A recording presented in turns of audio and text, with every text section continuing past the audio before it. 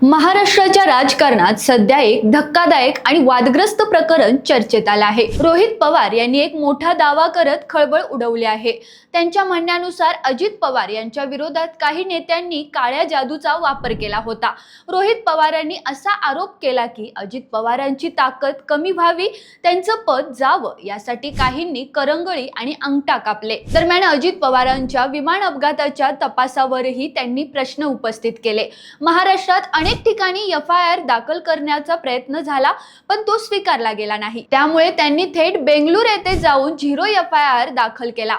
कर्नाटक पोलिसांनी हे प्रकरण महाराष्ट्र पोलिसांकडे पाठवलं असून आता पुढील तपास होणार आहे। रोहित पवारांनी अजून एक महत्त्वाचा मुद्दा मांडलाय। अजित पवारांच्या पक्षातील नेते गप्प का आहेत? सुनील तटकरे आणि प्रफुल्ल पटेल यांच्यावर दबाव असल्याचा अप्रत्यक्ष आरोप त्यांनी केला आहे। तसेच जय पवार पत्रकार परिषद का घेत नाहीत असा सवालही त्यांनी उपस्थित केलाय।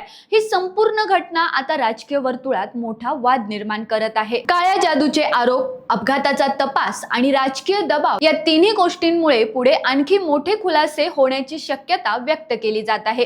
याबद्दल तुम्हाला काय वाटतं कमेंट मध्ये नक्की कळवा आणि रोखोक महाराष्ट्र न्यूज चॅनल साठी जर तुम्ही नवीन असाल तर फॉलो करा, लाईक करा, शेअर करा।